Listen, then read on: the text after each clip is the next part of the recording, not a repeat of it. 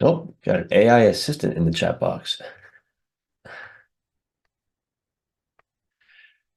All right, everybody. So we'll go ahead and get rolling. Hide that screen.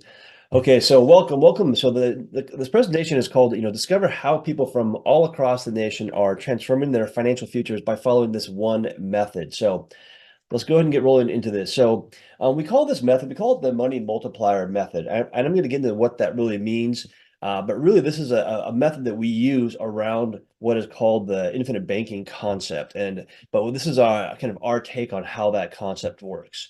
Now, before we get into the presentation, I want to ask a simple question here. So what in life should you control? Now, there's three kind of main things I look at that we want to control in our lives. But use that chat box, guys. What are three things that you feel that it would be good for you to control in life? Think about the things that we have, or things that we do, or who we are. Anybody want to give a guess as to what are one of the three things that we want to make sure that we do control in life? Time. Excellent, right there. That is definitely one of the ones right there, Jimmy, is time. Time is one of the big things that we do want to make sure that we do control in life. Finances, yes. Now, finance is a good one, Jimmy. I call it money. So finance is money. It's that, same thing. But yeah, definitely that one. And then health is another good one. And so I have a different take on the third one, but let's kind of I'll share with you the ones that I look at. Lose that's my temper. Yeah, that's always a good one as well, right? Always want to control our emotions. Yeah.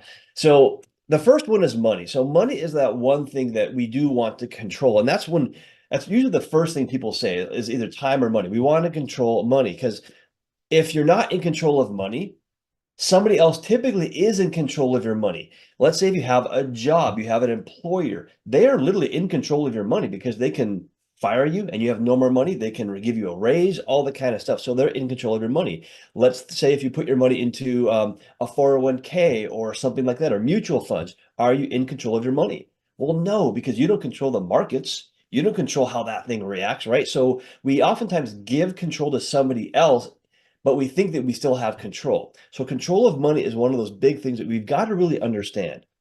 The second thing, as Jimmy said, is time. Time is that one resource that once it's gone, it's gone. It's not coming back, right? And so controlling time is a big deal. And by the way, for me personally, time is my biggest one. That's the one thing I want to control the most. Money is nice, but I want to control time the most. But yeah, that's the most valuable one. Also, when you think about it, it's also why people or employers will pay you a lot of money for your time because they value your time. They make money off of your time, right? So once again, time is extremely valuable from a or from our perspective, but a monetary perspective. The last thing is your mindset, is your mind.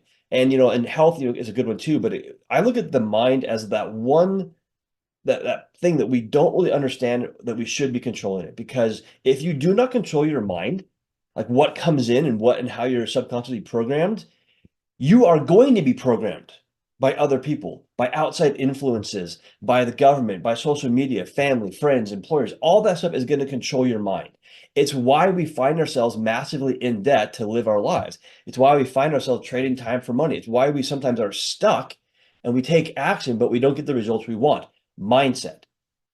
When we're born, do we know right or wrong, left or right, black or white? No, we don't. We are taught that as we go through our lives. So, what's the one thing we are taught about when it comes to mindset? We are taught around money. So, the things we think about money today were programmed into us. And so, if you want to control money, you got to control money first before you can control time, usually. But before you can control money and time, mindset. So, as we go through this presentation, why I'm saying this, I want you to keep an open mind because I'm going to be challenging some of those beliefs that we have around money as we go through this presentation. Okay. And yeah, and as Katrina said, mindset is so important. So I want to start off with this quote. I love this quote. It's by Will Rogers. And it says, the problem in America isn't so much what people don't know, it's what people think they know that just ain't so. And if you've ever argued with somebody that you know 100% is wrong, but they believe they're right, that's a great example of that. Now, this is something that's really interesting. So I want you to think about this for a second. I want you to think about, okay, we have 100 18-year-olds in a room. So we put all these 18-year-olds, gather them up, put them in a room, and we ask every last single one of them, where are they going to be when they retire? Are they going to be successful? Are they going to be wealthy? Are they going to be, broke? Well, what do you think they're going to say? Well, they're all going to say, of course, I'm going to be successful. I'm going to be, I'm going to be wealthy. I'm going to be a millionaire. I'm going to be a billionaire. Oh my gosh, it's going to be amazing. Now let's fast forward to retirement age. At retirement age, out of those 118-year-olds, only five, five of them will be financially secure at retirement age. Now, I'm not saying financially free. I'm not saying wealthy. I'm just saying financially secure. 5% so how is it that, in America, the land of the free, right? The wealthiest country in the world, from most people's perspective, how is it that only 5% of the people are going to be financially secure? The rest, they can't retire. That is crazy. That's very scary. Now, here's the thing. Why is that? It's mindset. It's mindset. We think that a 30-year amortized mortgage is a good deal. By the way, I don't believe that it is. It's not. It's horrible. And so keep an open mind as we go through this. Now, the interesting thing is that stat, though, is not from something I just made up. It actually comes from the Social Security Administration, and then you can go find it somewhere on their website. But it says 5 out of 100 people will be financially secure at retirement age, right? Okay, now really quickly, some of you might know who I am, some of you might not. So who am I? I'm Brian Fouts. I own a couple different businesses. I'm an entrepreneur, but I started off life in that traditional path. I went to school, got a degree. I actually went to Washington State University, go Cougs, and got a degree in construction management and did that for a long time. Now, I haven't used that degree in probably 10 years at least, and it's now gathering dust, but that's what I did. So I call that the hard way. I was raised lower income here in Washington State.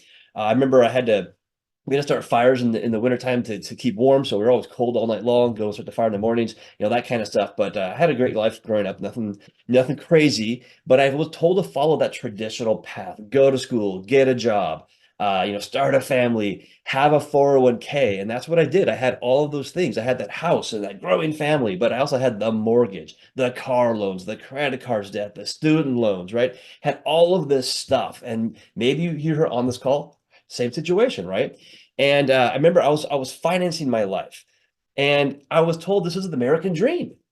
But for me, it felt like the American nightmare because I was not happy in my job. I felt like I was going nowhere. I'm like, okay, I'm kind of keeping my head above water, but it didn't really feel like I was living that American dream. And I remember one time I got threatened by my employer that if I went on vacation, they would fire me.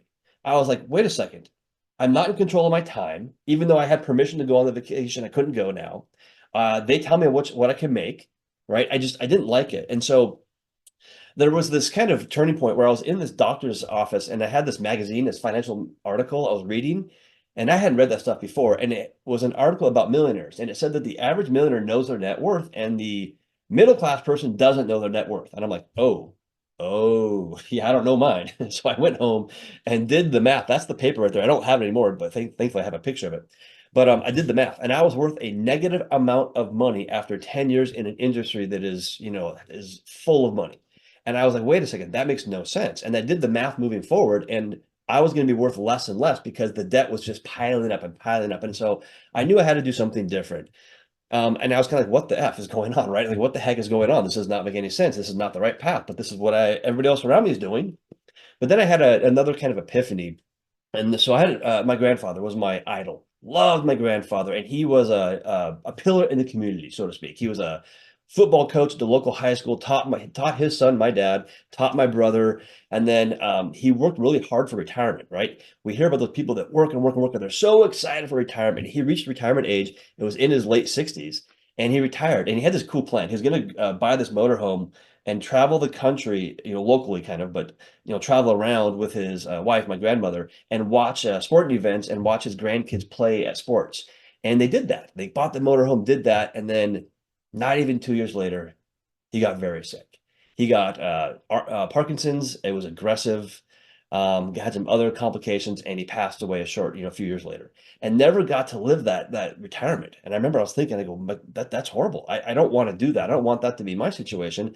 How do I take charge, take control of my life today? So that's what Lewis got me on that journey. And I started doing that. I started learning real estate. I started doing things, started buying businesses. I created some businesses. This is one business, and because anybody can say anything on the internet, right? But this was one that I acquired in 2016, and this is 2021 in COVID, by the way. This business did over $2 million in revenue, and it was cool. That was great.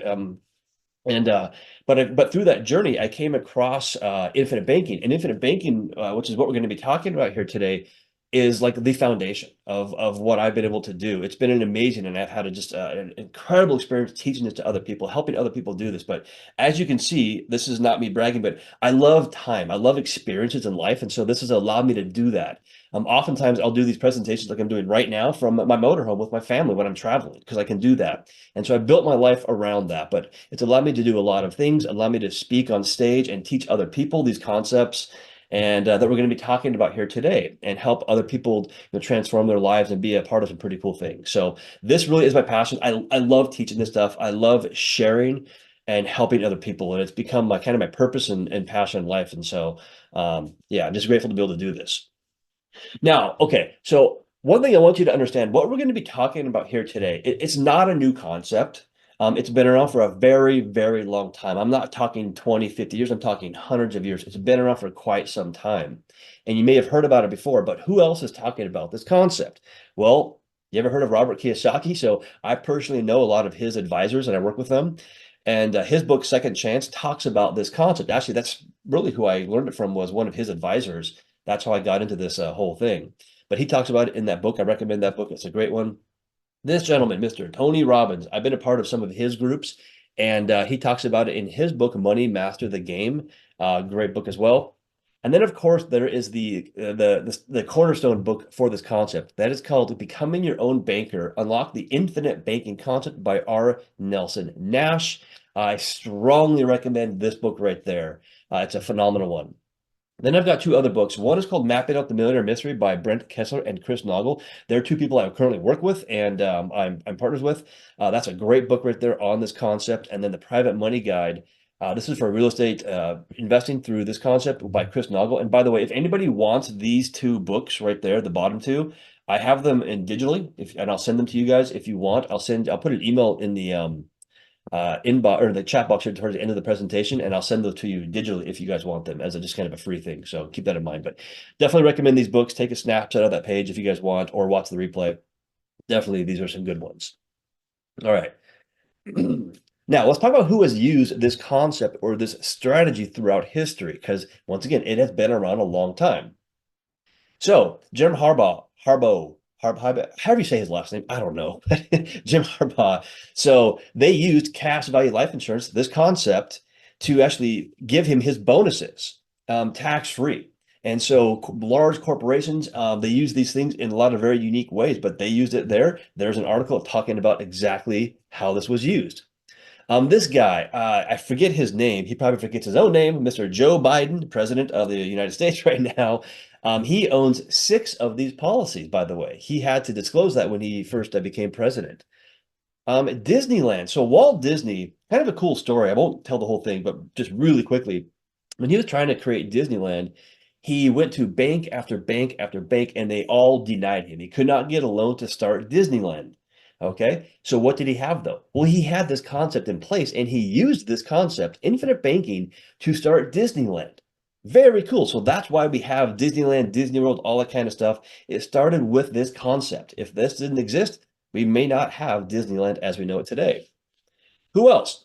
So McDonald's. So Ray Kroc, he's the gentleman that really grew McDonald's. He took it over kind of forcefully from the McDonald's brothers. But during the first 8 years of McDonald's, he used this concept to fund and start McDonald's. So if we didn't have this concept, we may not have McDonald's, which might be a good thing. I'm not quite sure about that, but we might not have McDonald's if it wasn't for this concept. And then the Pampered Chef.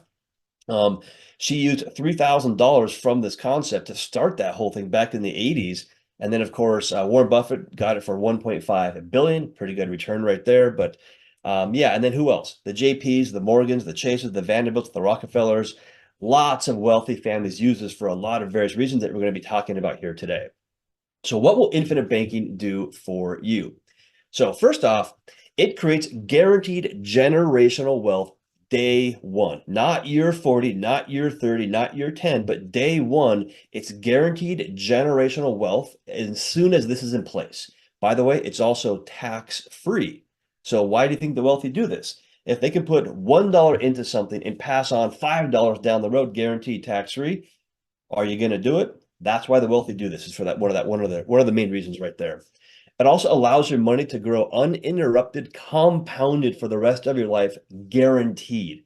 I like that word guaranteed, by the way. I love that word. But it allows your money to grow uninterrupted, compounded. Compounded interest is one of the most incredible things for building wealth, and this does that every day for the rest of your life.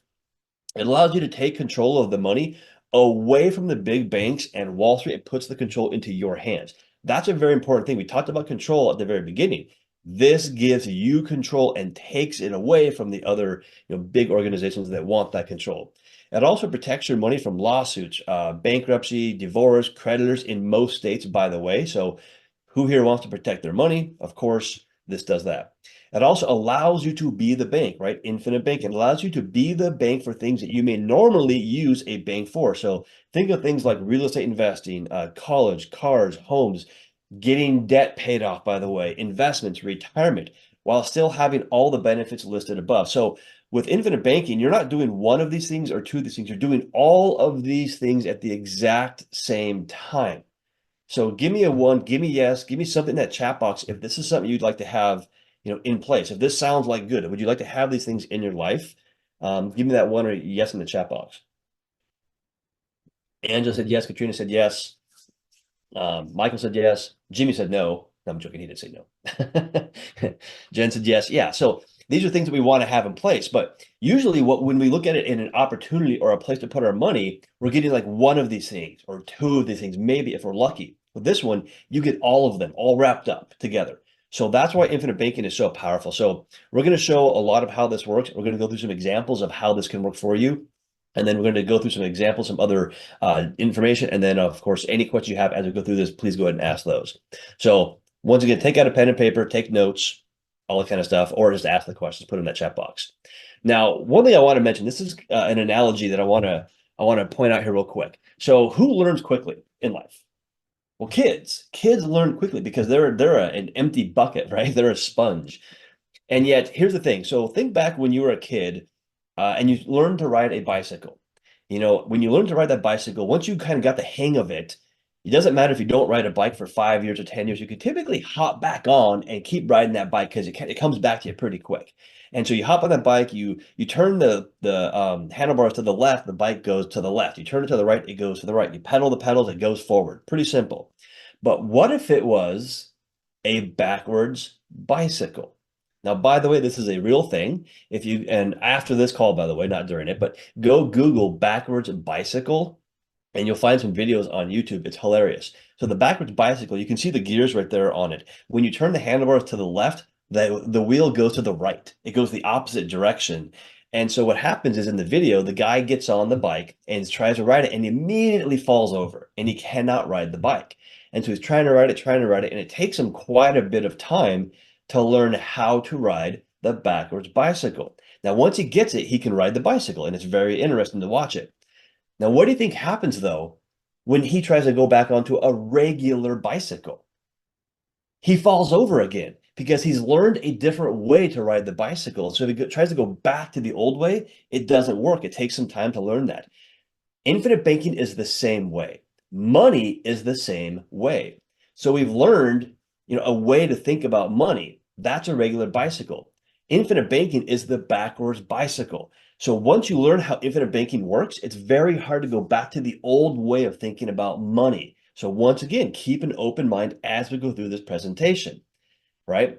Because what we're going to be talking about is one thing, changing one thing, and that's where your money goes first. Typically, your money goes out to creditors, goes out to debts, goes out to expenses. We're going to be talking about where your money goes first, okay? Yeah, Peter, we can definitely talk about that. You want to retire in 8 years, paycheck to paycheck. We can look at how this can potentially work for you, and that kind of stuff. So here's a question for you. So why aren't more people successful, especially when it comes to money? So here's the mysteries of money. So what are the wealth killers around money? Taxes. I like paying taxes, but I like even more paying less, right? So taxes definitely can kill wealth if you don't control that. Inflation. Inflation destroys wealth, and it's one of those secret killers because we don't see it until it's too late, right? But inflation definitely does that. Volatility, up and down, up and down. If your money is making money, then losing money in the markets or things like that, it's gonna basically kill your wealth eventually, long term. Interest, interest, interest, interest. We are taught to leverage, to live our lives. We're, get a car loan, get a loan for the RV, for the four-wheelers, for the jet skis, for the boats. We leverage to live these lives, and man, we don't understand how much that is sucking away our wealth, right? Mindset, following the status quo, right? Where we try to keep up with the Joneses. Fear destroys wealth. Fear keeps you immobile, or fear keeps you doing things that you should be doing, or fear of missing out. Like cryptocurrencies is one of the biggest examples of fear of missing out, called FOMO. People dive into it because they're fearful of losing or not getting the big gains everybody is talking about, and then they lose money. Life in general, right? It impacts our mindset around money. And then what we're taught when we're young affects what we do later on in life. So you got to keep in mind that your mindset when it comes to building wealth is one of the things you have to look at, you have to focus on. Okay. Now, what's the definition of money? Money is just, by the way, a means of exchange. That's all it is. It's just a means of exchange. It could be dollar bills. It could be seashells in our current economy. It's just a matter of what the government is going to say it's worth. That's really all it is. Now, what company uses compound interest? A lot of times people think that a bank uses compound interest. No, they don't. They charge you interest, but they don't use it themselves. Like if you write your name on a $20 bill, give it to the teller. Do you think they're going to go put it in a box with your name on it in the back? No, that bill goes into motion. I'm going to show you exactly what I mean by that, but that bill goes into motion. Okay. And there's not a business that truly uses compound interest. So you want to earn it when you're investing and pay something different. Now, are your dollars worth more today or in the future? So is a dollar bill today worth more today or in the future? Well, think about this. How many candy bars could you buy for $1 20 years ago versus today? Right? It's not the same, right? So your dollar is worth more today than it is down the road, no matter what. It's going to be worth more today. Let me ask you a question. Do taxes go up or do they go down? Well, generally they go up, right? I don't think the politicians in the amount of debt they have right now in the US, that taxes are going to go down anytime soon. So let me ask you another question. What's better, paying tax on the seed, your dollars today, or on the harvest down the road? You want to pay taxes on the seed, not the harvest. That's why we like this concept, okay?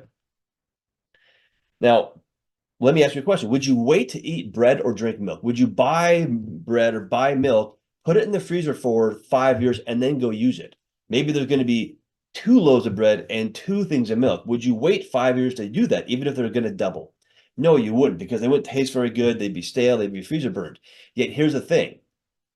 We do things with our money that we wouldn't do with things that money buys. Now, that's a very important thing, and I'll explain what I mean by that in a moment. Now, also, what do you know about your retirement accounts if you have one, right? So let's say like a 401k or an IRA.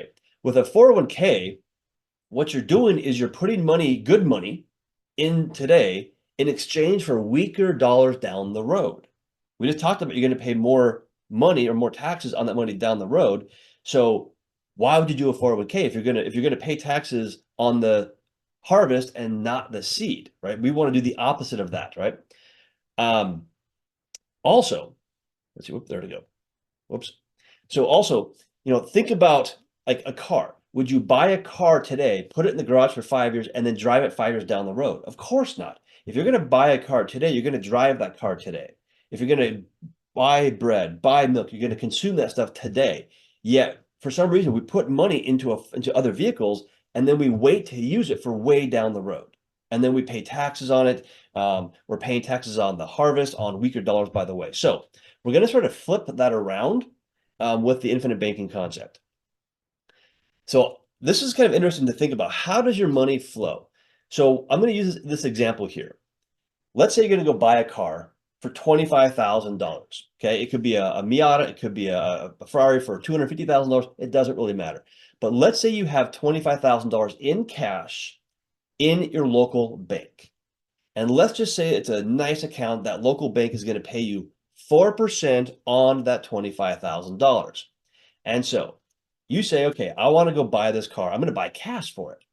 So you go to the bank and you say, hey, Mr. Banker, I'm going to pull out my $25,000 to go buy this car. And then every month after that, I'll put money back into my account at the bank to save that money back up again. Well, the banker says, well, wait a second. Before you do this, let me do something for you.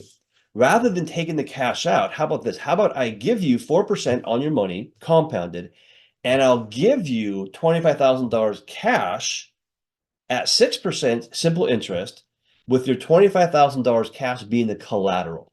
Okay. Would that make sense to do that? Let's look at the math on this one. So let's say you do that. Let's say you leave the cash in the bank and you get a loan for $25,000 with your cash as the collateral. Okay. So the payment to the car back to the bank, that's 6% for 60 months. That payment is going to be $483 per month. Okay. The future value of all of those payments back to the bank is going to be $28,999. Let's just round up to $29,000, okay? Now, what's happening though inside the bank? The future value of the money in your bank earning 4% over 60 months or 5 years is $30,525.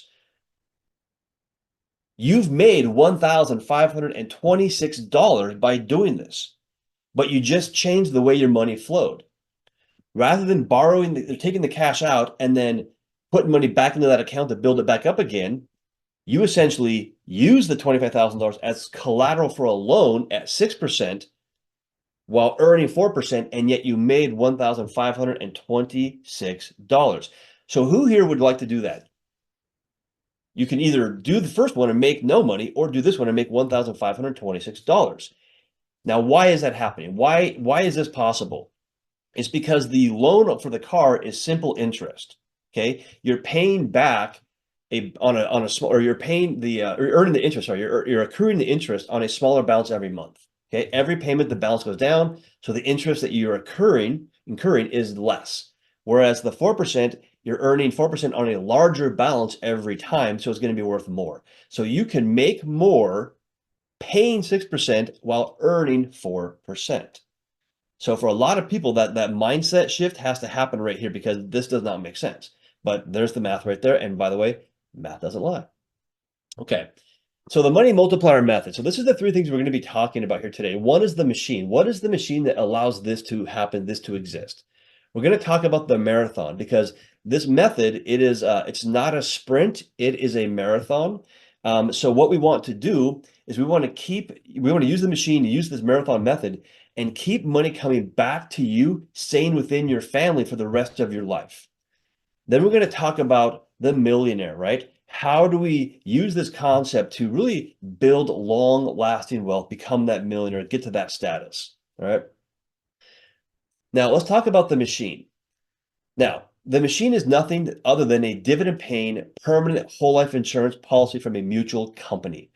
So kind of a mouthful, but that's all this is. This is the engine that allows the infinite banking vehicle to function. Okay. Now, you might be thinking, well, I don't need life insurance. I'm young, or maybe I'm too old, right? I can't do this.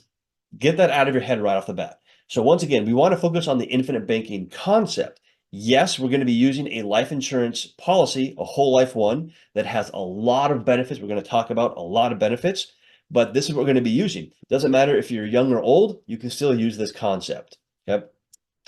Also, guess who the biggest buyers of life insurance are? A lot of people say the wealthy. Well, yes, the wealthy use this strategy because they create so much wealth with it. They create so much generational wealth with it. But the biggest buyers of whole life insurance policies are big banks. Big banks, like you walk through your city, you'll see on every corner, you'll see a bank, right? But banks own more whole life insurance than they do their real estate and their buildings combined. Gee, I wonder if they know something that we don't. They do. So they're buying this stuff because of the benefits it has. So we do the same thing. Okay, so we're doing the same thing. And by the way, you can actually go after this presentation You can go and Google BOLI, BOLI, bank-owned life insurance, and it'll show you how much these companies have. And it is insane how much they have, right? So that's why they do this. Now, once again, this concept has been around since the 1700s, I believe it is, this concept. So it's not new, right? So this has been used by, corporations, by the wealthy, by a lot of people for a long, long time. Now, once again, we already talked about this. So the question is, can you make more money earning 4% while paying 6%? Well, we did the math. We know that we can do that. Okay. So now that we know that, why is that? And how can we do the same thing? So first off, I want to explain to you kind of how banks function, how banks work, because banks make a lot of money. They also do a lot of things that are very, call it nefarious, but let's look at how we look at banks, how they make money. So let's use an example of, let's just say you put $100,000 cash into a bank and they're going to pay you 4%. Okay. Doesn't matter if it's 10,000, 1,000, or $100,000, but you put that money into the bank. That's a deposit there. Okay, what does the bank do? They don't just sit on the money, by the way. They don't do that because that makes no sense. What do? They lend that money back out. Let's say they lend it back out on a home mortgage at 7% or a home, an ARM, whatever it is. They loan out at 7%. But when that transaction happens, does the seller that sold you the home take the money and hold on to it? Well, no. Oftentimes it goes right back into a bank again because they got to hold that money somewhere. Once again, does the bank sit on that money? No. They lend it back out, maybe on a car loan at maybe 8% or 4% or whatever it is. They lend it back out, maybe at high interest, maybe at low interest, whatever it is, they lend it back out. Does the car company sit on that money? No, they put it right back into a bank again and it goes through that function. Then they lend it back out. Maybe it's on a home remodel, home construction loan. But once again, does the contractor, do the employees, do the subcontractors sit on that money? Nope. It flows right back into the bank again, repeats that cycle. Debt consolidation, maybe. Maybe you're doing debt consolidation. So do the credit card companies that get the debts paid off just sit on the money? No, it goes right back into the bank again. So the math essentially is that the bank makes 500% more than they are giving you. So if they're paying you 4% and they're making 20%, which is the math approximately here, that's 500% more than you're making on it. But once again, this is a very simple example. Banks do something called fractional reserve lending, where if you give them $100, they're going to lend approximately 9 to 10 times that back out again. So they do this on steroids. So and here's a question to ask, who's in control of all of these transactions? Who's got the paper? Who owns the paper on the debts? The bank does. The bank is earning this money because they are the one in control of all of these transactions when it comes to the money flow. That's why they make so much money. So you made 4%, they made 20% or more. Now, if you don't believe me, go to bauerfinancial.com and you'll see their true number. The true number is that banks make between 400 and 1,300% on the money that you leave at the bank. And that's right there. You go to bauerfinancial.com and it's interesting. I think on that website, you can go back and look like 20 years ago what they were making, and it will show you how much money they make. Now, banks, they go under though. Banks do go under. Now, why is that? Because they over leverage themselves. They do that by over lending because of fractional reserve banking. But the example I gave you doesn't show that.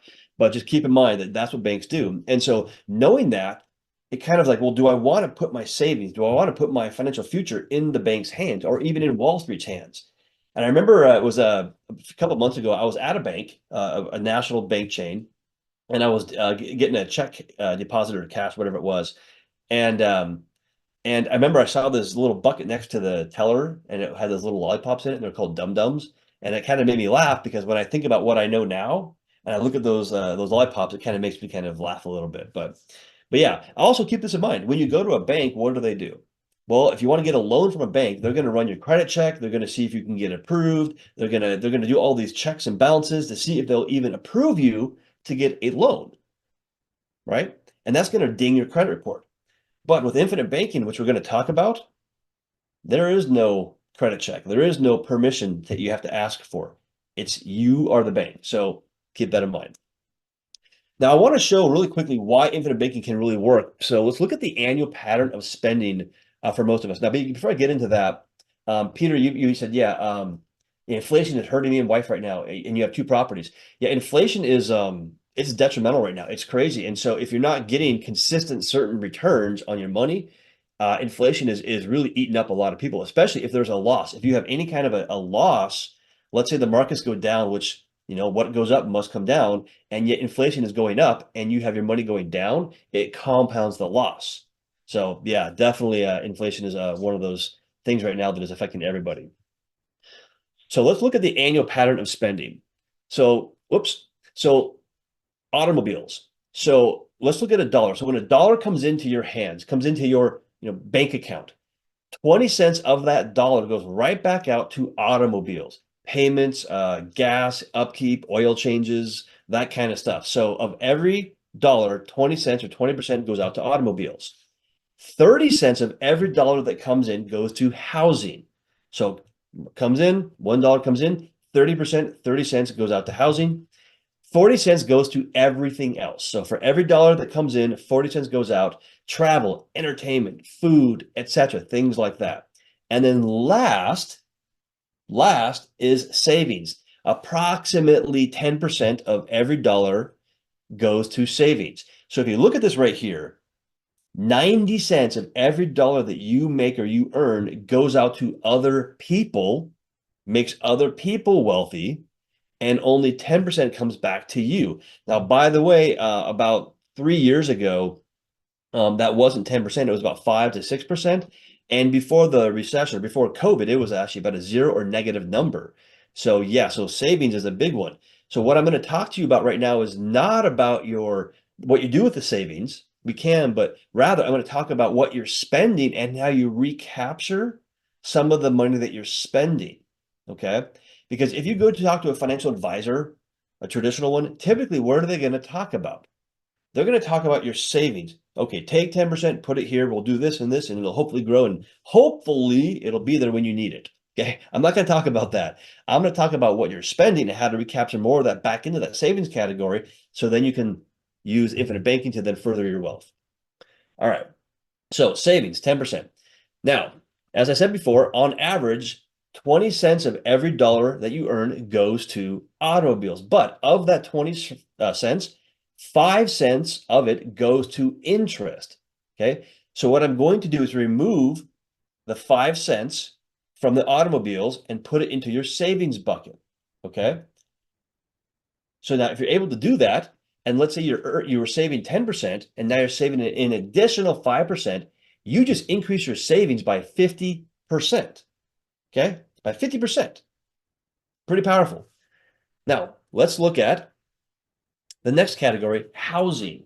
So as we said before, 40 cents of every dollar goes to housing. Now with housing, it's a bit different because let's say you have a mortgage. So mortgages are, they're not good for most people. So let's say it's a 30-year amortized mortgage. During the first 7 to 8 years of that mortgage, roughly 80% of every payment you make goes to interest. It goes to make the bank a lot of money. It does not benefit you. So of the 40 cents, approximately, that goes to housing, guess how much, 30 cents. 30 cents of the housing, 25 cents of every 30 cents goes to interest. So once again, 30 cents of every dollar goes to housing and 25 cents of that is interest. That is extremely high. So we're going to take that 25 cents and put it into savings. Okay, so now your savings has just jumped up quite a bit. Now for everything else, that's 40 cents. Now roughly maybe 5% of that goes to others for interest. And so maybe we recapture some of that, let's say 5 cents, we put that back in the savings. So now what have we done? So we've essentially changed the way that your money is flowing through infinite banking, and you're recapturing the interest back in your savings account so that you have that for the rest of your life. That's essentially what we're doing here. So let's look at an example of this in action. All right, so what we're going to look at now is how to get all the interest back for all the cars you ever buy and own for the rest of your life. Now, I'm a classic car guy. That's why you see that picture there. I actually own a 67 Mercury Cougar, which I should put that up there instead of this one, but I love that car right there too. So there you go. So first off, let's look under the hood of the machine. The machine is what I said before was a dividend paying permanent whole life insurance policy, specially designed, by the way, specially designed with a mutual insurance company. Okay. On the right-hand side, you're going to see some numbers. You don't need to worry about those because those are essentially the numbers you'll see inside of a infinite banking structured policy. Now, couple things. Now, when you put money towards something like car insurance, home insurance, your phone, utilities, we think of those as expenses or bills. When we have car insurance, we think of that as an expense. With an infinite banking policy, we have premiums. Now, we don't want to think of those as an expense per se because we can use those, we can leverage those things and put it to work for us. So we call these premium deposits. So as we go through this, I'm going to call these premium deposits, okay? Next up is age. So you're going to see age on a lot of these things. A lot of people are saying, "Well, I'm too old. I'm 60 years old." That's not. You can do this, by the way, if you're that old. A lot of times, also people can use these on other people. So we're going to talk about that a little bit as well. Okay. And then last, we're going to talk about the death benefit. So with life insurance, there is a death benefit. Oftentimes, when people think about life insurance, they think, oh, it's death benefit. No, death benefit is a benefit. That's why it's a benefit, but it is a secondary, third, fourth benefit with infinite banking. It is not the focus. If you go talk to a traditional life insurance person, they're going to say, oh, how much death benefit do you want? I am never going to ask that question because we're talking about infinite banking. The death benefit is a result of doing this. Okay, so it's a result of doing this. Okay, all right. There we go. Okay, so what I'm going to do right now, I'm going to show you what it looks like using this concept or this policy to buy a car as an example. So we're going to do an example of someone's paying, let's just say, a premium deposit of $10,000 per year. They're putting that in either monthly, they're putting it in annually. It's up to them. So you're putting $10,000 in for 7 years. And let's say in year 3, you're going to buy a car. Now, with infinite banking, when you put the deposits into the policy, you have what is called cash value. You can borrow that cash value out of the policy. It's a guaranteed loan. We're going to talk about how that looks and how that's structured, but keep it simple. We'll talk about details later on, but let's just kind of look at the 30,000 foot level. So you build up cash value. In year 3, approximately, you borrow from your policy. You have $25,000 that comes out cash in your hands from your policy. So then what do? Well, you treat that loan that you went and bought the car with just like you would any other loan. You pay it back with interest. In this example, we're going to pay back $500 per month, $6,000 per year for 5 years. Now, by the way, keep this in mind. I'm using a car as an example, $25,000 going to a car. It could be a car, it could be real estate that cash flows, it could be something else. But I'm using a car in this example. Okay. So what's the math look like? Well, you put in $70,000 with the deposits. You have the car payments over 5 years. That's $30,000. So essentially, you have put $100,000 into this policy. But what also did you do? Well, you took out $25,000 of cash. So you had cash in your hand. So you put in 100, had $25,000 in cash. So really, what did you put in? You put in $75,000. But if you look at the math here, because you have cash value of $67,000 inside this policy, you have recaptured 91 cents of every dollar you've put in so far. Okay, so far, you've recaptured 91 cents. Now, let's look at the next set of years. Okay, in this next set of years, we're going to put in no more deposits. So after year 7, no more money goes in. What's the next 5 years look like? Let's say you buy another car at year 8, you take out $25,000 of cash, you pay it back same as the first time. What's the math look like?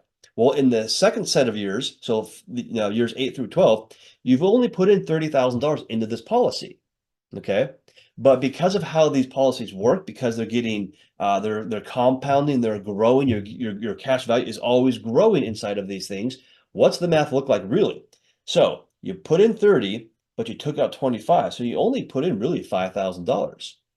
But if you do the math between years 7 and years 12, the amount of capital you have access to that you can take out of this grew by $23,592, and yet you only put in $5,000.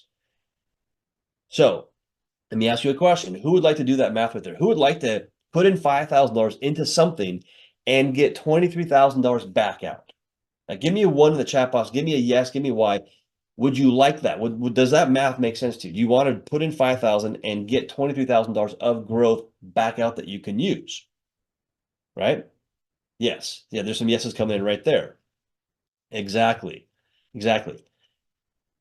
Now, the other thing, and I don't show this on the page, but I'll point this out. So, how much have you put into this vehicle, in this whole thing, right? You've put in 75 plus 5. You've put in $80,000. You have $91,000 that you can use for whatever you want. Go on vacation if you want. You can go borrow stuff. You can use it for the future. And you have two cars that you own outright. So you've put in 80,000. You have 91,000 available, and you have the two cars. That right there is a hard mindset shift where you have to shift your mindset right there to understand that right there. But it's pretty powerful when you realize I've got two cars, I own them outright, and I've got $91,000, and I only put in 80,000.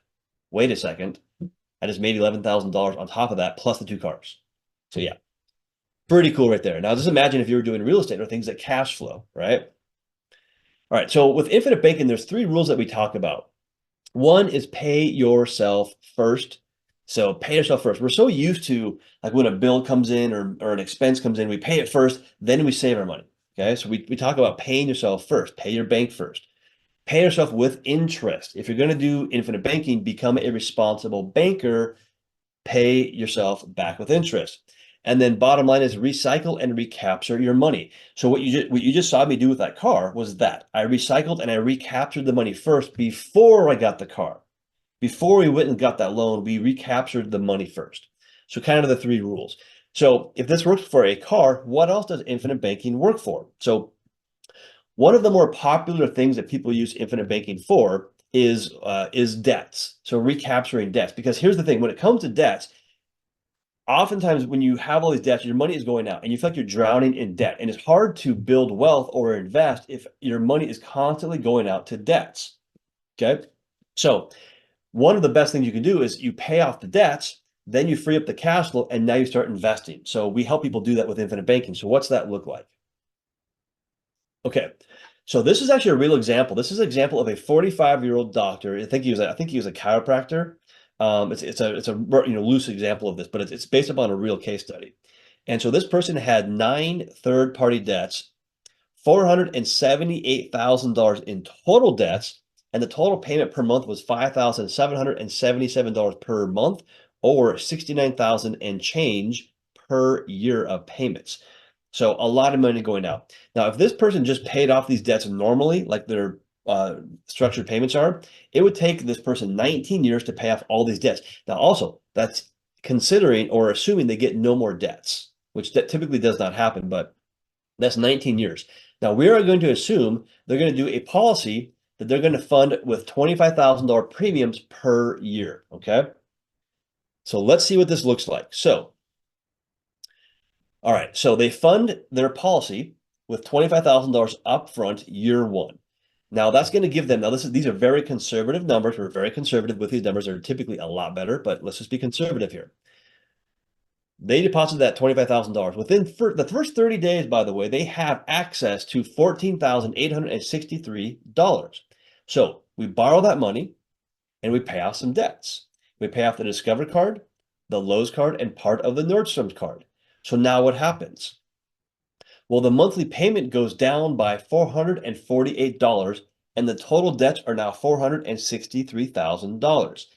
So what do we do with that freed up monthly payment, that $448? Well, we take that monthly payment and we hold it aside. We put it back into our policy loan. So we start paying back the policy loan, because when we do that, that frees up more cash flow to borrow down the road. So now let's go look at year two. So in year two, we put in a second deposit of $25,000. The cash value that is available now is going to be $16,571. Why is it higher? Compound interest plus their deposit. So those two things combine to keep growing that number every single year. It gets bigger and bigger. The payments of $448 back to our policy loan has also increased the cash value by $5,374. So the total cash that we now have available to leverage or use is $21,945. So beginning of year two, we take that 21,000 out. Nordstrom card, Wells Fargo, private loan, and part of the BMW get knocked out. Okay. The total debt drops down to 378, and the monthly payment decreases by $1,917. So we do the same thing. Okay, we take the $1,917, we put it back into our policy loan to free up more cash flow. Year 3 comes around, same thing. $25,000 deposit, cash value goes up by $25,541. The payments back to ourselves equals $23,004. So now the total cash available is now higher. See how it keeps kind of growing and it gets better and better? Now it's $48,545. So what do? We knock out the BMW, West Marine, probably a nice boat right there, and part of the condo. Our debt drops down to $283,000, and the monthly payment now has dropped down by $3,677. So let's kind of see what's going on here. Now, before we get to the year 4, I want you to understand what's just happened. Okay, so how much did we put into this infinite banking structure policy? We put in $75,000. We also took out loans. We took out $55,000 out of the policy. So how much is left in your policy? Now, keep in mind, inside your policy, that $75,000 is earning dividend, is compounding, is growing, but we took out $55,000. So how much is left inside of our banking policy working for us? So a lot of people will say it's $20,000. It's not. It's $75,000. The same amount we put in is still the same amount that we have in the policy, earning dividends, growing, and working for us for the rest of our lives, even though we've taken out the $55,000 in loans. That's why the infinite banking concept is so powerful. Okay, so let's jump back to the year 4. So year 4, same thing. 25 goes in, cash value maybe grows by $26,304. The payments back to ourselves, the $3,677 is $44,124. So the total cash we have now is $70,439. So what do? Well, we take that out, we knock out a large chunk of the condo. Our total debts are now $187,000. Now, the difference here is that the monthly payment doesn't change in the following year because the condo is an amortized mortgage. When you pay the principal on that, the payment does not change. So in year 4 or after year 4, it doesn't change. Okay, now let's look at year 5. Year 5, same thing, 25 goes in, cash value goes up by $27,090. By the way, putting in 25 and getting 27,000 of growth, pretty good cash on cash return. The payments back to yourselves is the same. It's $44,000. So your total cash is $71,225. Same thing. Okay, we knock out the condo. Now the condo's gone. Total debt is only the house now of $91,000, and your monthly payments are only $1,221 for the house payment. The rest of it, the $4,556 goes back into our policy loan, frees up the cash value. So year 6. So in year 6, we say, hey, wait a second. Let's go ahead and start a second policy. We're gonna decrease the premium deposit for the first policy down to $10,000. We're going to do a second policy because we need to have more cash flow or whatever it is we got to raise. We're going to do a second policy. So this is the cool thing about infinite banking. You can have multiple policies. So the first policy, you put in $10,000, but you still have that compound interest working for you. So the cash value goes up by $13,000 and change. On the second policy, 25 goes in and you have 14,000 of growth, and the payments back to yourselves equal $54,678. So total amount you have is $82,000. What do? You wipe out the house, your monthly payments go to 0, your debts are paid off with the creditors. Okay. Now, in year 7, you take that $5,777 and you pay back your policy loan. It takes about, in this scenario, I think it was about 8 months, and you're debt free, and you have over $150,000, more than that actually, of cash value that you have recaptured. So you're debt free, own everything outright, and you've recaptured all that money, and you have $5,777 of free cash flow, and it's only been 7 years versus 19 years. So that is one of the best ways that infinite banking can really help you build wealth, is really knocking out debts and recapturing that cash flow. Now, if you're saying, well, Brian, what you just said sounds great, but I have no idea what you just said, that I get the numbers, high level, but how do I do that? Don't worry about it. We actually show you how to do that. So we actually have software that we've built that will map it out for you based upon your situation, your debts, and your infinite banking policy, and will map it all out for you. It's called the Debt Blaster. We have a lot of other tools like this that work with you. So you don't have to worry about it. You don't have to wonder, how do I flow the money, all that kind of stuff. But just understand that you can recapture the cash flow from those kinds of debts using infinite banking. And we have what's called our implementation team on our side, or on your side. And so they'll kind of help you set up essentially your personal blueprint for using your own banking system to do things like what I just showed. And there's some other things that we can do for you as well. Like if you're investing, we have software that will analyze investments with infinite banking and show you the best way to get the maximum returns on the investments. Lots of things like that. Okay. So that's just one of the more popular examples of how you can use infinite banking. Now, let's kind of talk about the millionaire. That's kind of the next phase. So what if I have no bad debts, right? Okay. What if I don't need a new car? Can I still benefit from privatized banking? Should I become my own banker? Yes, absolutely. Because when you are at that situation, that is when the fun begins.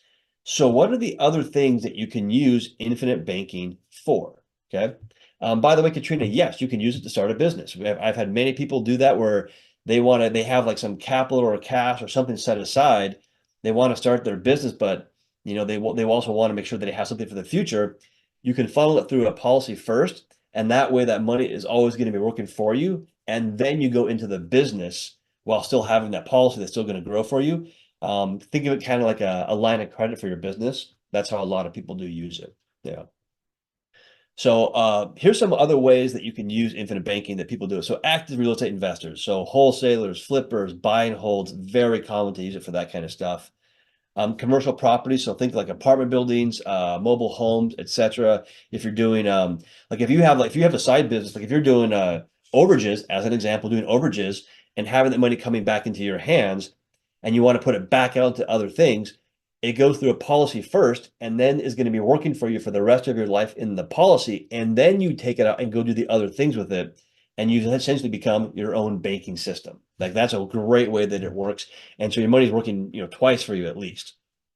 Private funds, passive real estate is very common. So think of private lending, private funds for lending. Business owners, there you go, Katrina, right there. Very common for business owners to use this for running their business, starting up a new business. Stocks and options traders, startups, see people doing that quite a bit. And then even things like equipment flipping. So anything that can, really get your money working for you. And so we do equipment flipping, by the way, inside of our groups, our community. So yeah, so these are all things that people have done, or that I've done, or other people have done with infinite banking. And also retirement. We'll talk about retirement here in a moment. So what I want to do right now is I want to give you an example of what this would look like with a policy. So this is an example of an investment, essentially, with private money lending with infinite banking.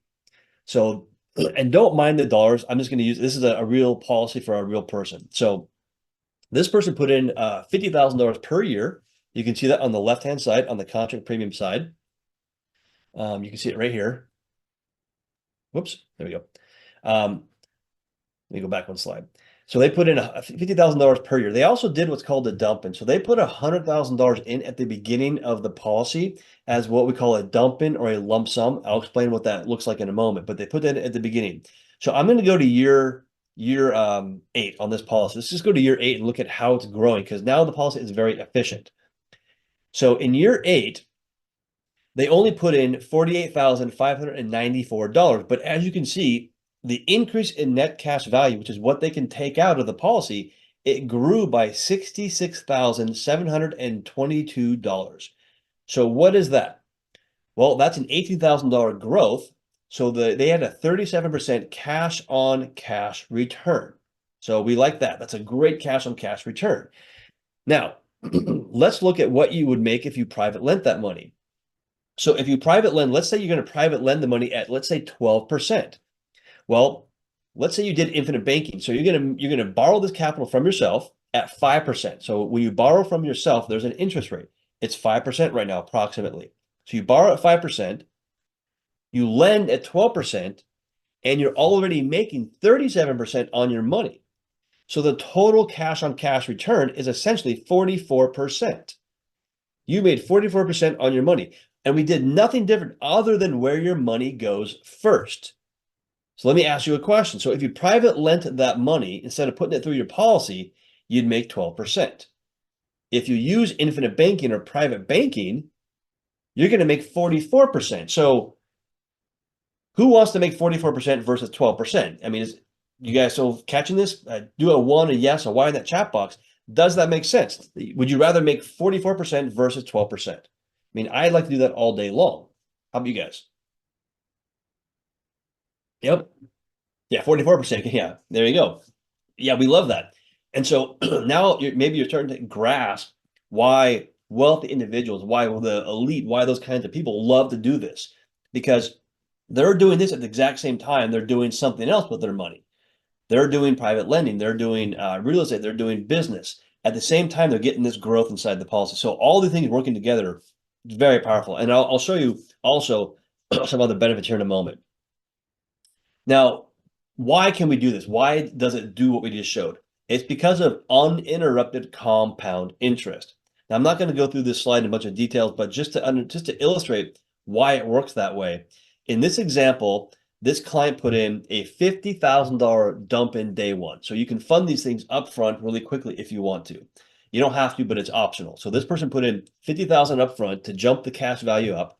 They're also putting in $5,895 per year or $491 per month, and the cash value available in the first end of the first year was around 51,000 and change. So let's look at year two. The cash on cash return is 21%. The access to capital is 121%. That's awesome. We like that. Let's look at year 10. Cash on cash return is 54%. Access to capital is 154%, meaning you're getting access to more capital than you put in. Okay. Year 20, it's 191% cash on cash return. Access to capital is 291%. And year 30, the numbers just get better and better as time goes on, by the way, but cash on cash in year 30 is 386%, and access to capital is 486%. So that's essentially putting your money to work for you. And that's not even including what you're doing outside of the policy with the money as well. Because when you borrow from your policy and become your own bank, these numbers don't change. There you go. All right. So one question I always ask people is, and we know the answer to this, is how do you eat an elephant? It's one bite at a time. Infinite banking does take some time to get going, but once it does, it takes off, as you just saw. Because the other quote that I like is, did the man at the top of the mountain get there? Did he just fall there? No, he didn't. He took that first step to get up to the top. So I just kind of like from a mindset perspective, understand that how to get going, one step at a time, one bite at a time. So the machine works for debt and expenses, okay? Vacations, homes, taxes, everything else. It works for all that kind of stuff. So it can work for a lot of other things too. But I want to kind of circle back for a second and look at the two homes that we looked at with the doctor that had those large amounts of debts. So remember the condo and the house. So let's say you continue to pay those last two debts from that earlier example. You paid them back as normal, as you were scheduled to pay them back, okay? So I think for the condo it was $879 for 251 months. That's $220,000 you would pay back. For the house, it was $1,221 for 224 months, and that is $273,439 that you would pay back to the banks, okay? So that total amount is $493,000 if we continue to pay those, okay? Now that money is going to go into the banker's pocket, not your own, by the way, but the banker's pocket. So let's see what it would look like with infinite banking and what we did. So let's assume that we paid ourselves back at 4% interest rate, same structure, but we are taking that over with the example we gave before. So we take this over. At a 4% interest rate to ourselves, we're going to pay back $344,000. Now, by the way, we're not flowing the money any differently. It's just going through our policy first. And the house, we pay back $405,000. So the amount that we would have recaptured through our policy and have available in our policy in the example we gave. So if we paid back those debts like we talked about with the bank, it'd be 300 or what was it? It was $494. So $494,000. If we do the infinite banking method, we'll have paid those things off and paid ourselves back because of the compound interest rate, right? We're getting on the deposits. $750,000 of cash value will be inside of our policy, and we will own the condo and the house outright. So my point is this: if you didn't do what I talked about and didn't pay those debts off, you'd pay $493, and you have negative $493,000 out of your pocket, and you'd own the condo and the house. With infinite banking, like they showed with that debt payoff, you'd have $750,000 of cash value in your policy that you can use and leverage, and you'd own the house and the condo. So would you rather be negative 494 or positive 750, and you still own the house and the condo? It's a pretty big swing, by the way. It's a 7-figure swing in your net worth. So I hope you guys captured what I just said. If you pay the debts back as normal, you'd have negative $494,000. If you do infinite banking, you'd have $750,000. That's a swing of over $1 million. Can you build wealth if you do something like that? Yeah, positive 750. Yeah, exactly. We want to be positive 750. Kareem said that right there. Exactly. Now, if you're saying, well, Brian, once again, what else can I do with this? Can you help me with, like, maybe I don't have a condo or house I want to pay off, but maybe I want to buy a house or a condo. I want to buy one that cash flows. Well, we have another tool for you. This is called the gain projector. So if you have an investment property, or you want to buy a car, you want to buy a piece of equipment, you want to do, buy a business, whatever it is, we have software that will show you how infinite banking will change the numbers. Because I'm not going to sit here and tell you that infinite banking is a fit for everybody, and then it's going to do that for everybody. I will never say that. It is not always a fit. So how do you know if it is a fit? Right here. We will run it through this. If you say, hey, Brian, I've got this investment over here and I have a policy, should I use it or not? Well, we're going to run the numbers, and so you can see if it is a fit or not. We're going to let you know. We're going to work with you, and that's an ongoing thing that we do, by the way. So, yeah, but that's called the Game Projector, and we have other softwares that we have as well. All right. So now that you know about this, I mean, everybody should do this. And I always look at it this way. If you don't do this kind of a concept, you essentially are stealing wealth from the children and grandchildren of the next generation. And I always thought that that's not true, but then I would do the math. I'm like, oh my gosh, this is so different. It's so powerful. Yeah. So by the way, guys, so there's nothing to buy, nothing to purchase here. So I do these things every day. And by the way, I have other slides and other things and things we're going to cover. But if for those of you that are saying, hey, I want to talk to you, Brian, I want to see how this can work for you, it's a phone call, and you're going to talk to me personally. It's me personally going through it. There's nothing to buy, nothing to purchase. There's no fees you ever pay to me or my company. You never pay anything to us. So to hop on a call with me, it's me one-on-one, by the way. You just go to brian.beerownbanker.com. That's my personal call link, and you're going to be scheduling a call directly with me to go through this. So any questions you have, we'll go through scenarios. We can go through examples, that kind of stuff. But that's really what the next step would be for those of you guys who want to learn more about this or get into it. So we'll go through the slides. I got some more slides, some pretty more powerful things I want to share with you, but that's the link right there. I put it in the chat box as well, but it's just brian.beerownbanker.com. Now, so what infinite banking does really is it gets your money working for you. Okay, that's really because we work for our money. We're taught, by the way, subconsciously, we're taught to work for our money. With infinite banking, our money starts working for us. That's kind of the mindset shift that I want to make sure that you guys are understanding. We're getting our money working for us. Now, let's kind of talk through some other things about infinite banking. So these are kind of like oh, by the way, don't forget about these side benefits.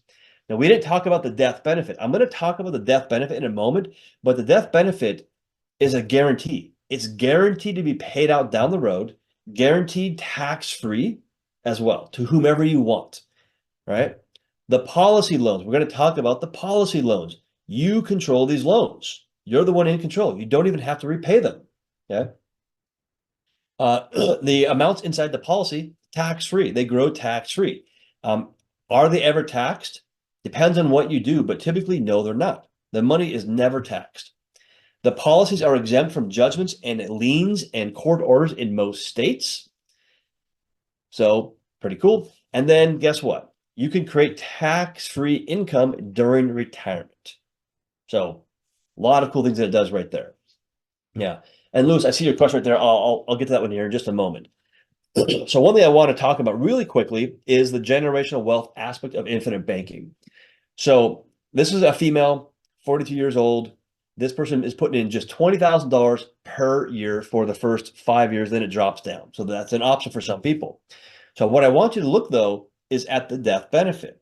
That's a guaranteed payout. So day one, this person puts in $20,000. If something unfortunate happens to them in the first year, $325,000 is going to be paid out to whomever they want. When you think about generational wealth, you put in 20 and you get 325 out. From a generational wealth perspective, that is pretty powerful. It's why wealthy families do this. Now, we don't want to pay that out because that would mean we graduated to that place in the sky, but that's there. But the other thing to notice is look at it year over year. In year one, it's 325. Year two, it's 364,000. In year five, it is 443,000. In year seven, it is almost $500,000. So the death benefit is always increasing, as is the cash value. Look to the left right there. You'll see the cash value is always going up as well. So when it comes to security, certainty for those that you love, and generational wealth, this is one of the major side benefits of this concept. All right, Lewis, let me answer your question. So you say I own my own child, or I own my childhood home, and the home my wife and I share. How would the system work for me? So yeah, it can work for you. It depends on how you own them and how they're structured. But there's some other tools that we have access to that can really help you leverage those assets and into infinite banking as well. So what I just would recommend, Lewis, is just schedule a call with me and I can go through some different scenarios. I would just need some more details from you to really answer that accurately. But I talked to somebody yesterday who owns a couple of homes. They own one outright. They have a mortgage on one. And once we went through what infinite banking can do for them, it kind of blew their mind. And they're working with one of our guys right now to do something pretty powerful. So let's talk through the policy loans. So policy loans, they're guaranteed. So what that means is that if you have cash value in your policy, you're guaranteed a loan. Okay. You're guaranteed that loan. Angela, yes, it does. It does work in Canada. If you want, I'll put my email address here in the chat box here in just a moment. Actually, I'll do it right now while I'm talking. But just go ahead and reach out to me if you're in Canada, and I can set you up with one of our individuals that is we do Canadian clients. So there's my email address. And by the way, sounds like it sounds like a slap plan. That's funny. That's funny. And then also, if you guys want the ebooks, the ones the digital versions, that's my email address right there. Go and use that to reach out to me, and then I'll send you a link for those. All right. So policy loans guaranteed. Yeah. So they're guaranteed. So they're guaranteed if you have cash value. Ask and you shall receive. There's no credit check or approval. So if you want to get a loan, you'll get the loan. Pretty quick, pretty simple like that. There's no credit check. There's no like review, nothing like that. The loans are private. So here's a very interesting thing. So the loans are private, meaning they don't go on your credit report. So if you're trying to do like a mortgage, you're trying to do a HELOC, trying to do some other kind of lending, but your debt to income ratio is too high, but you have cash, what you can do is use infinite banking to pay down those debts, move the debts from your creditors to your policy, and your DTI will decrease right away. So really cool thing that we've done for a lot of people. Yeah, because the loans don't go on your credit report. And then there's no minimum or maximum payments. So this is really cool. No minimum payments, no maximum. You can make 0 payments on your loans if you don't want to, if that makes sense. So you control the loans, you control the payments, all that kind of stuff. You are in control, because if you miss a payment, nothing happens. So let's say you have that car and you don't make a payment this month, nothing happens to the car. Okay, nothing happens to it.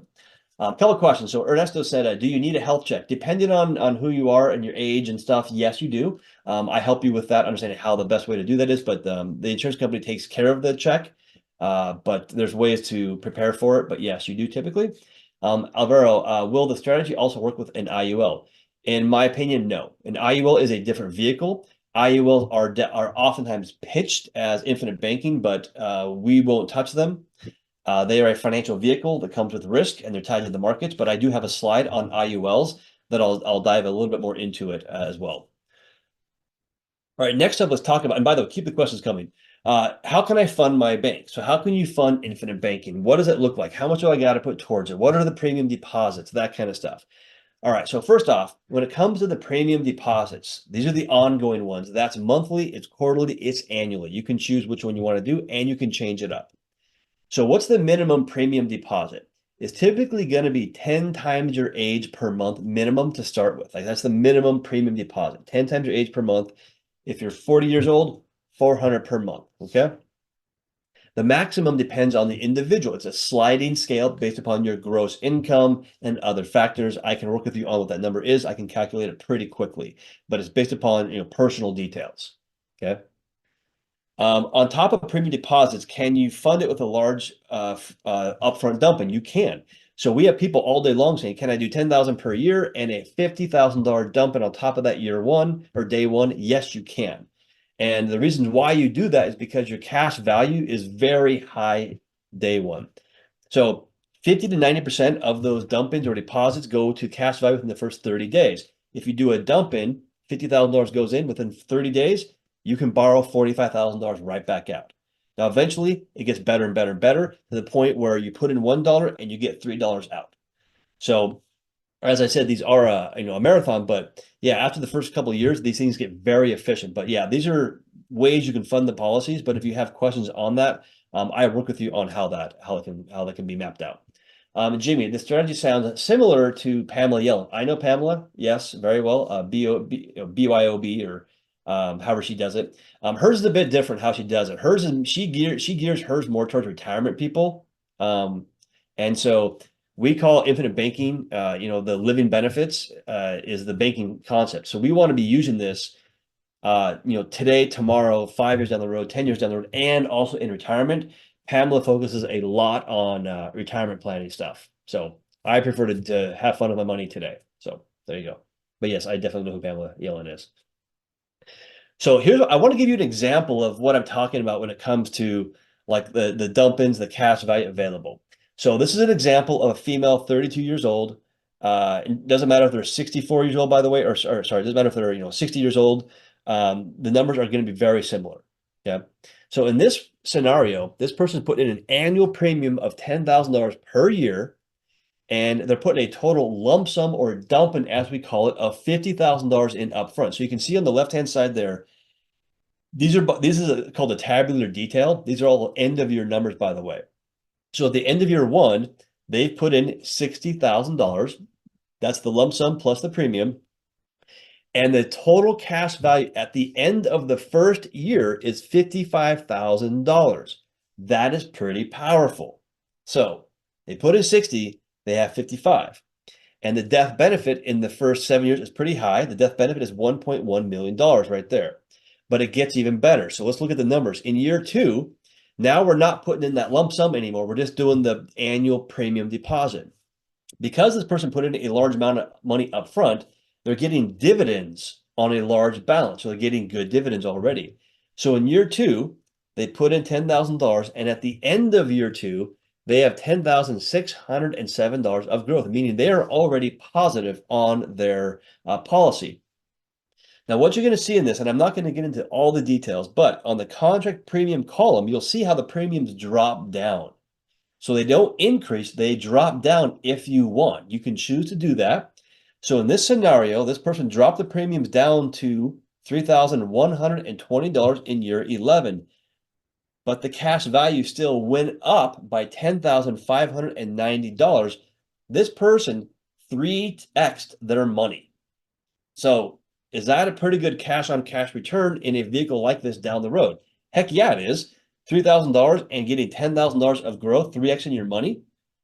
So these things, by the way, get better and better and better every year they're in place. So that's just a quick example of why people do this, because the numbers just keep getting better and better. Yet I want to point out one very important thing.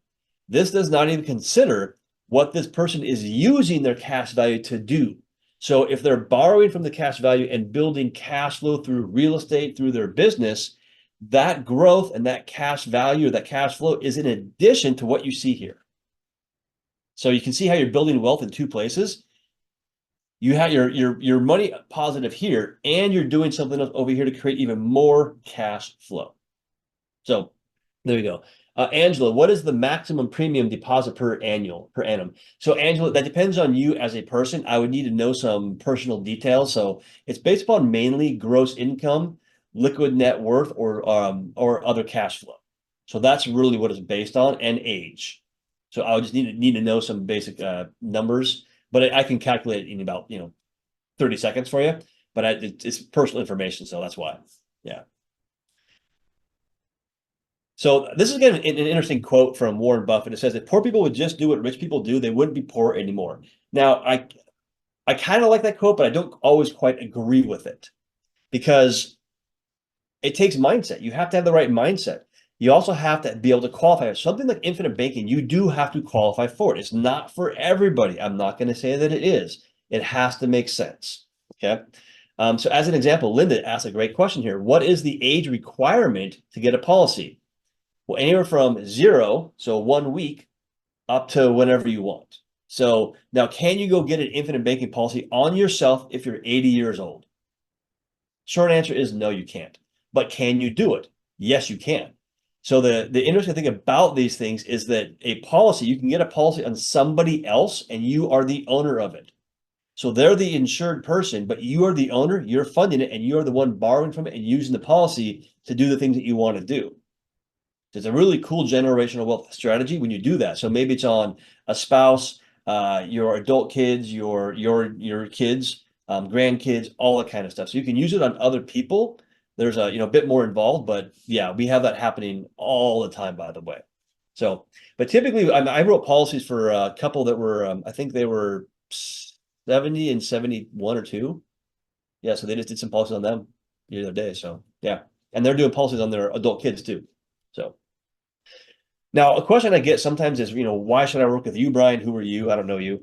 So I've been teaching infinite banking for over 7 years now. I've built some courses on it. I've helped, thousands of people learn this concept and put this in place.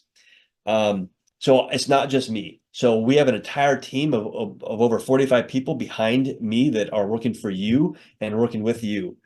Our team is the largest, or I think the top, I can't remember the top 1 or top 2 right now, but largest producer of infinite banking policies in the US. So we have a lot of resources. We have a lot of repeat clients and a ton of referrals because of how we do this with our clients and the results that we do get.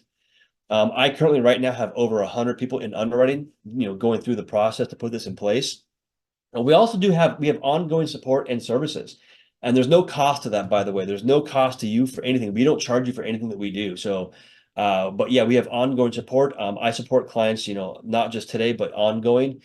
We have what's called an application team that works with you on the underwriting process. We have a concierge team that does like the software stuff for you if you want to do that. And then we have an implementation team that works with you on an ongoing basis after the policy is in place to use it. Hey, how do I access it? How do I borrow? How do I pay it back? Hey, I want to pay down debts. How do I do it? We work with you on all that kind of stuff, so you don't have to guess on how to do it.